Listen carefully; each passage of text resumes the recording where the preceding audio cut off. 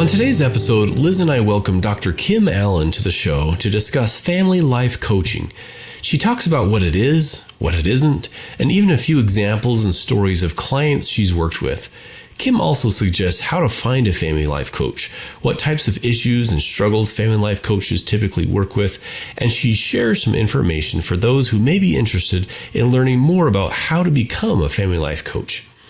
Dr. Kimberly Allen is Interim Associate Dean and Director of Academic Programs and Professor in the College of Agriculture and Life Sciences at North Carolina State University, as well as co-creator of the Family Life Coaching Association and co-owner of Sweet Gestalt LLC. Dr. Allen has over 20 years experience working with youth and their families, and her research interests include family life coaching, student success, parenting, and relationship education. Dr. Allen is author of the book Theory, Research, and Practical Guidelines for Family Life Coaching. We hope you enjoy the show.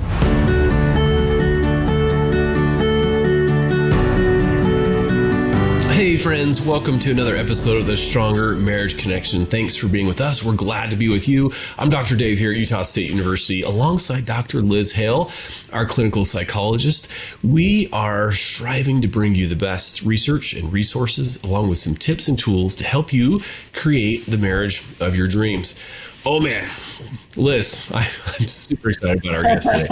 I'm so happy for you to have a good friend. This is a good friend. So this is a good friend of mine. I've known her for like 12, 15, something, a lot of years. And we met when we were back at Utah State, at University of Missouri. So we were colleagues together back then. Now she's at North Carolina State University and she's killing it. She's absolutely the guru when it comes to all things family life coaching, even writing books on family life coaching. She started the Family Life Coaching Association. Welcome to the Stronger Marriage Connection, Dr. Kim Allen. Oh my goodness, David, it's so great to see you and to be back with you again after all these years. And Liz, I'm so happy to meet you. Thank you both so much for having me here today. Yeah. We have a lot in common. Can't wait to get started, my friend. It is a pleasure, Kim. It really is. So excited to see you and to be able to talk. Man, since we've been together at the University of Missouri, you've blown this thing up. And I can't wait to dive in to let our listeners know a little bit more about family life coaching. You know, what it is, what it's not. Could you kick things off a little bit, starting kind of the big picture, maybe not, a detailed history going back, but a little bit about how this has exploded and a little bit about kind of the difference in family life coaching and family therapy. You bet. So I think the concept of having a coach got really popular when we saw executives were hiring coaches. And so there were a group of us who were very interested in this idea of coaching psychology, which is really taking the client as the expert and really helping them achieve their goals. Well, many of us family scientists were doing education and therapy and counseling, but really saw an opportunity to help the clients that we are serving really be the expert in their lives. So really at its core, family life coaching is taking what we know in family science about what's good in couple relationships, what's good in family relationships, and partnering that with the process from coaching psychology, which is really client-led, and you're letting the clients identify their strengths and utilizing those strengths to identify action steps to move themselves forward towards the goals they set for themselves. So it's definitely in the same genre. It's a helping field. So definitely you need some credentials, you need some background, but it's different than say therapy or counseling because we're not trained in trauma. We're not trained in healing past experiences. It's more about the current and the future and working towards those goals to help couples and their families make sure they're on the same page and then move forward together towards what it is that's important to them. Okay, yeah, I like that distinction as far as like the trauma and really intense, mental health and those abuse or I don't know, those kinds of things that feel like it takes it in a different direction. But man, what a need there is for family life coaching. Well, I mean, really, I couldn't agree more. And I think there's the stigma around coaching doesn't exist in the way it does in some of the other helping professions. I think it's a kind of a a thing you do. You hire a coach when you want to get even better at something. Yeah, I love that analogy for sure. And lately, I have even met some great marriage coaches. So, people who are just interested in doing the marriage research. They have a unique angle. So I'm really so happy to hear about this family life coaching. I'd never heard about it until today. So I'm thrilled, Kim and Dave. Thank you for bringing it to my attention. You and I are both marriage and family therapists, Kim, and I will admit that the more people that are in a session, the more my anxiety just raises. It's hard to manage all these people, right? There's a lot of voices, and gosh, we would just love to get a little peek onto maybe into a family you have worked with, something that was really successful. Anybody come to mind that you could set the stage for us on how this family life coaching really goes? Sure. Well, I'll talk about a client I worked with recently. It was a family that I worked with, and I imagine you both have seen this. There's a new baby in the relationship, and mom and dad have always been on the same page. But then all of a sudden, this new little person comes in their lives, and all the routines and all the normalcy kind of is out the door. So I had this couple who came to me, and they were really struggling. They were really struggling with, I think, things that we often see with new parents where, mom was overwhelmed. Mom was completely and totally overwhelmed. Didn't feel super supported by dad. Dad felt like he was being super supportive, but dad also felt like mom was a little giving too much attention to the baby. And so really this couple came to me like, we both love our child, but we don't really like each other right now.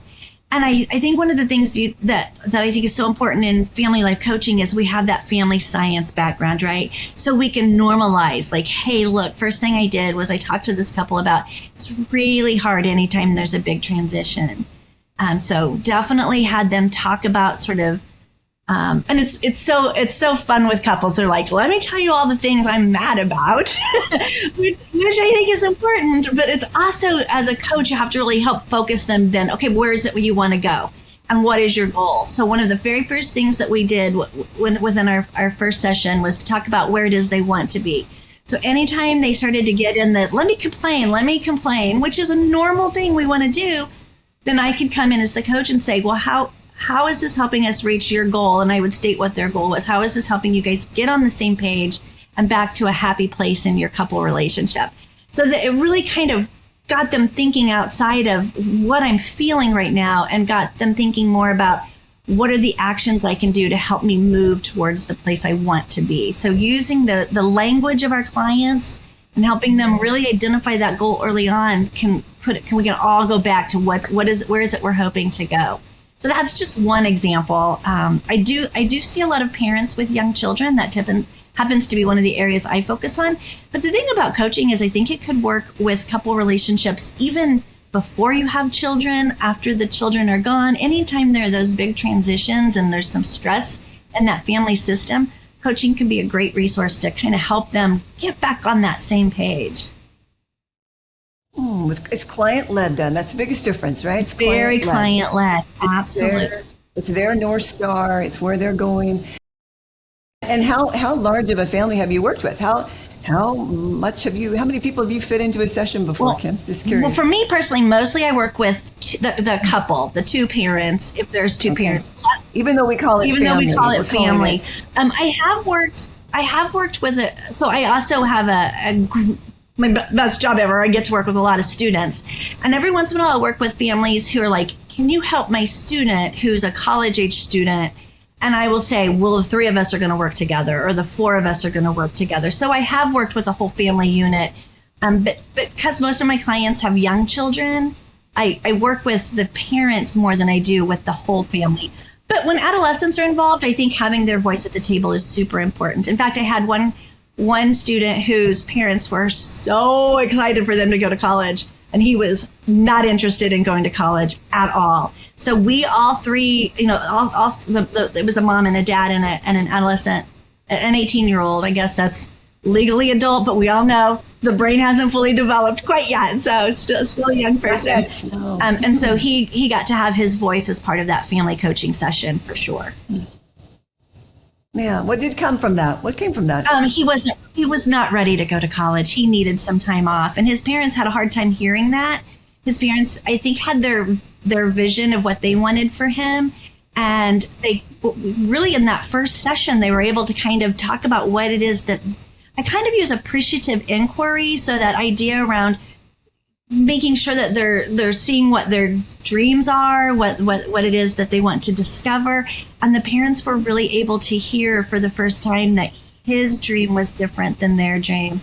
And it wasn't something that he was able to really say in a way they could hear it before we had a couple of sessions. And then he was able to, be heard. And he felt so validated and heard. And then his parents were eventually able to kind of get behind him in a gap year. And honestly, I didn't reconnect with them after that year. So I'm hoping he made his way to college.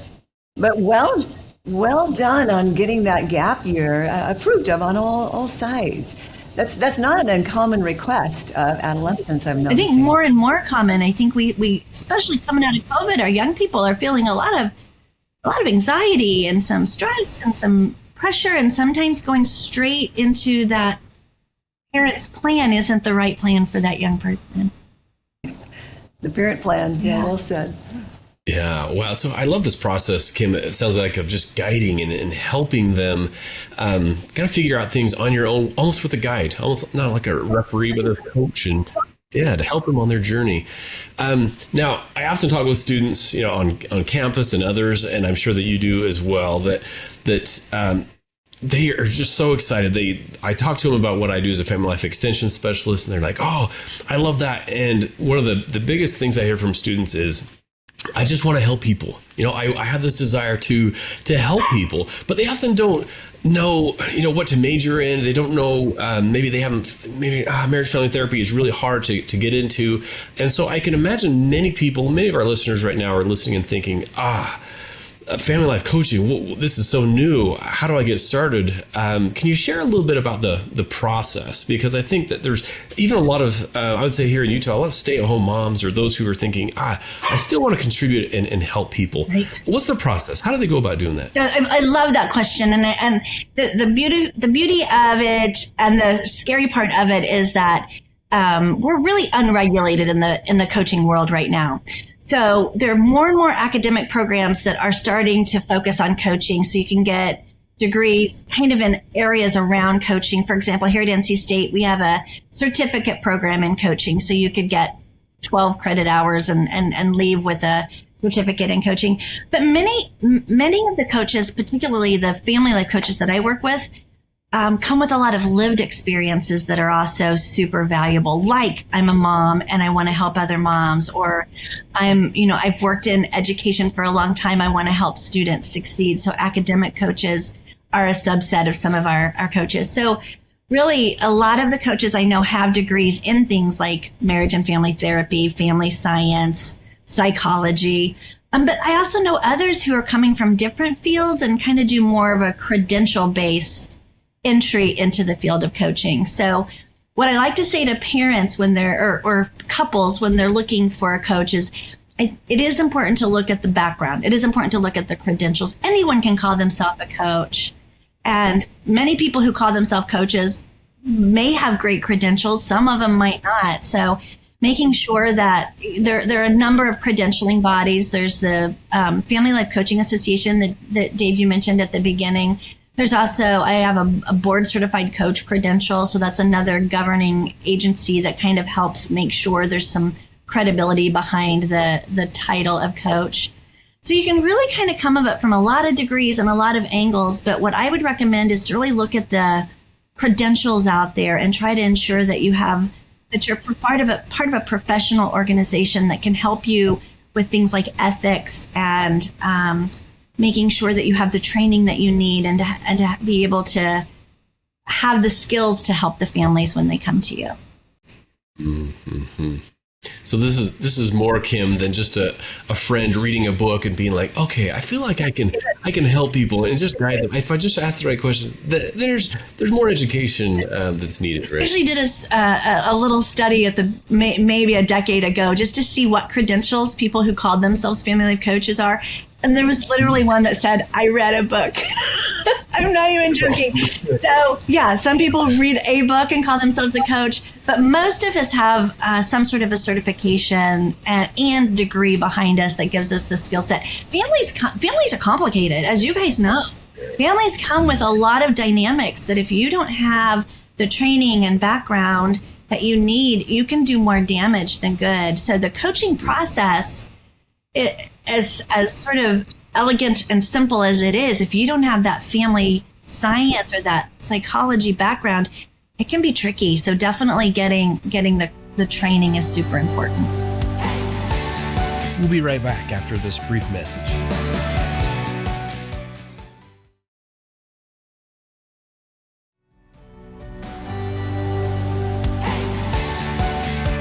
And we're back. Well, let's dive right in. And what's our first rule of thumb, right? Do no harm. Do no harm. Yeah. Exactly. Yes, do no harm. So good for you. And like you said, though, Dave, so many of your students, I can hear them. And there's an ad on TV right now that's for free counseling. And there was a cute gal, just saying she's a young cohort. She just said, all my cohorts feel the same way. We just want to help. And they probably have a backbone to it. There's probably something to it. But there is such a need for help, right? Probably more than ever before. Yeah. So I don't know what, but I love your insight of look at somebody's background and training. Make sure there's some substance underneath. I think it would be a tip I would recommend. I think it's good advice. One of the questions I'm sure we're going to get from your wonderful interview today, Kim, is how do I find a qualified family life coach? Where do people turn as that first step when they're looking for help or they just want to try talking with a family life coach? So that was the exact question I was grappling with when I was starting to training my students. I've trained about 1,000 students in family life coaching over the past, decade, a little over a decade. And I wanted families to be able to find my students that were graduating, but I also wanted coaches to find each other. So that's where the Family Life Coaching Association was kind of designed from. So a small group of us got together. So it's Family Life Coaching Association is the name of the organization. And we have basically a repository there. So you can look up and find coaches in all different states. We're a young organization and we're still building, and our website does have that repository, but that's not where all of the coaches are. I also think, by all means, word of mouth. If you know someone who's had a great family coach, you can also get referrals if you talk with, like many of our coaches have partnerships with community providers, like medical providers and mental health providers. So checking to see who in your community might be able to recommend a family life coach. There's also, like I said, the board certified coach has, those of us who are trained as board certified coaches, you can also do a search for board certified coaches. They don't necessarily have the family background, though. That's the trick with the BCC. And same with the international ICF, International Coaching Federation, found it. You can find coaches there, but not so much with that family science background. So the Family Life Coaching Association would be my recommendation for where to find a coach, or to find a coach if you're a family or a couple looking. And also, if you're interested in this as a profession, go check out the website at flcassociation.org. Okay. flcassociation.org. Got it. Yeah. Thank you. And we'll put those links in our show notes as well, Kim, for folks, as well as links to your information, because you may be flooded here with questions and comments about this area. There's tons that goes into this, obviously, right? And entire courses and background education. Would you say there are a few skills, I guess a few primary skills that a family life coach has that they learn? And if so, what are those kind of the core? Are there some kind of core skills that you have that you could share? You bet. And some of them are going to be familiar to both you and Liz with your clinical and educational backgrounds, but building a rapport, you really have to have good communication skills and the ability to kind of listen, and not just listen, but listen for. So we listen for feelings, we listen for opportunities, we listen for where to celebrate, we listen for strengths. So really a lot of skill development around how we listen as coaches. And also some really tangible skills around goal setting and making sure, like, when we're working with clients, we're making sure that the goals that they're setting are small enough that they're achievable and realistic, kind of the SMART goal, but a little even more in depth around that. So definitely some skills around making sure you know how to help a family set a goal and reach that goal. And then some work around accountability. Like, I sometimes need to ask my clients, what kind of accountability do you want from me? Like, when I work with adolescents, it's probably going to be some texts throughout the week. When I work with really busy professional women, they just kind of come to me when they're ready, and I don't really bother them in the middle. So knowing your client, knowing your niche area, and being able to utilize those skills per the client's needs. Okay. Yeah. Oh, fantastic. That's really helpful, I think, for some just to kind of get a context. Okay. Yeah. What do I need? Yeah. What are the fundamentals of this? Yeah. And it's I'm sure you guys have heard this.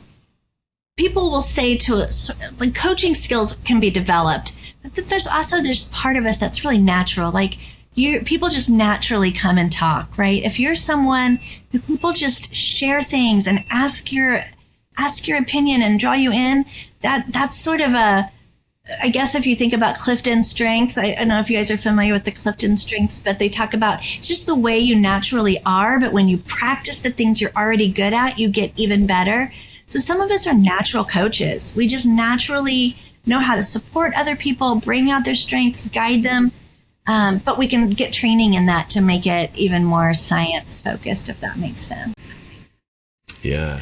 Yeah, I like that. So listeners, if you are one of those people that you're like, man, people tend to come to me with their problems and I share advice and things.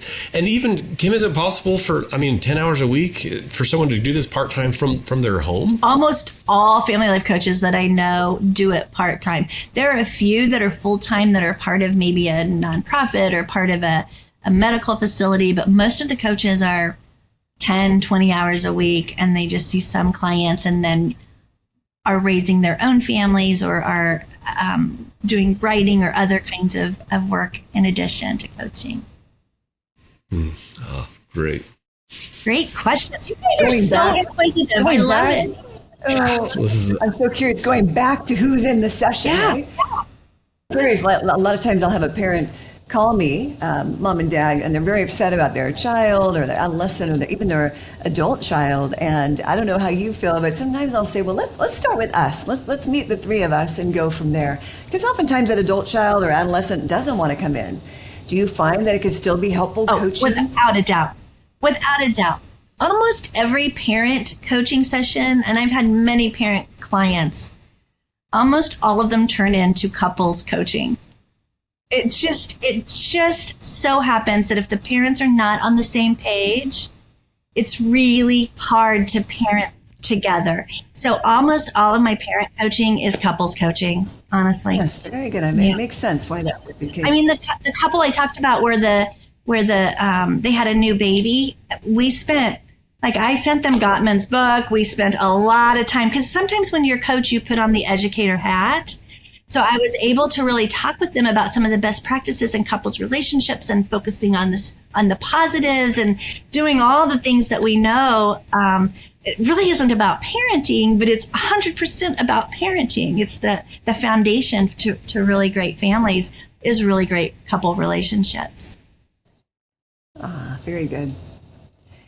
So let's see here. Can you remind us, where is the best place to find you and learn more about you and your resources? Of course. So you can find me at drkimallen.com. I have my own little website. You can also just Google Kim Allen, North Carolina State University, and I will pop up pretty quickly there. So I am at NCSU full time, and then I do see a couple clients on the side and have a tiny little organization that I'm starting called Sweet Gestalt, because I think that moment when everything's working together is such a sweet moment, right? When you get all the pieces together. Yes. So I'm doing some coaching and consulting on the side, but drkimallen.com is the best place to find me, or familylifecoachingassociation.org if you're looking for credential kind of information. Okay. Okay. Very Okay. good. Yeah. Again, yeah, we'll be sure to make sure we put all those links and websites on our show notes. So listeners, be sure to go there to check out more information about Dr. Kim Allen. Kim, before we let you go, we like to ask all of our listeners what their takeaway of the day is. If there's a message that you have for our listeners, what would that be? Oh, good question, Dave. I guess I would say, if you ask the average person, what's the most important thing to you? More often than not, we're going to say our family. We're going to say our children, our partner. We might say our faith. We might say some other things, but family's really at the top up there. So to me, I think the takeaway is to invest in that family, in the family dynamics. And I mean, we all have health goals. Most of us New Year's friends, we have health goals. We don't even think twice about joining a gym and getting the support we need for our physical health or going to a doctor. We need to invest in what's most important to us, and that's our family. Whether that's spending quality time together, having some really meaningful conversations, or going and getting support from family life educators, family life coaches, psychologists, therapists, whoever, depending on what your need is, invest in your family. I think that's what I'm taking away from today. Oh, that is awesome. Love that takeaway. Liz, what about you? What's your takeaway today? Well, when I first think of family life coach, again, it's a really new term to me. Just within that is just so much. It's parenting life. It's how to do a better job connecting to your family. There's so much to it. I'm just tickled that we can really expand this opportunity for people to get more and more support. And the thing, like you said, Kim, that matters most, which is our relationships. Yeah. Dave, what's your greatest takeaway in our time together? Yeah, this has been fun. It's been fun to catch up a little bit, Kim, before this as well.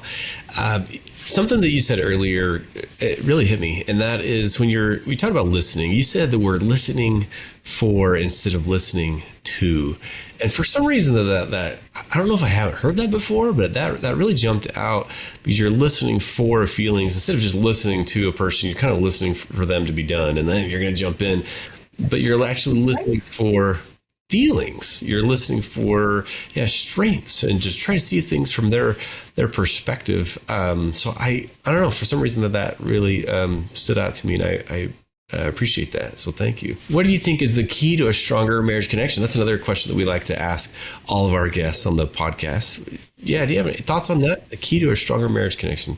I kind of know the science a little bit behind that, but from my own anecdotal, real life experience, if you're not having fun, you're doing it wrong. I think it's about building those fun times as a family, as a couple, as a marital partner, doing the things that bring you joy. To me, that's what it's all about.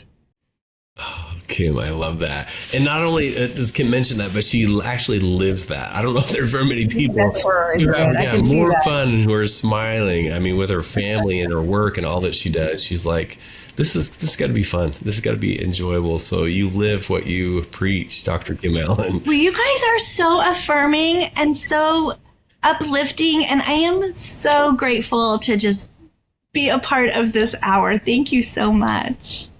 Oh, man, we can't tell you how much we appreciate it. And the insights on family life coaching. So for those who are, listen, one of the keys here that we want to share, I think, Liz, is that when you need help, reach out and get help, whether it's relationship education, whether it's a blog article, but whether it is a therapist, psychologist, and now another option that many of you have not heard of, it's a family life coach, or it's a marriage coach, and they're everywhere. And so again, kind of be with any type of resource, be picky, do your homework, talk to others about that, do a little bit of research and background.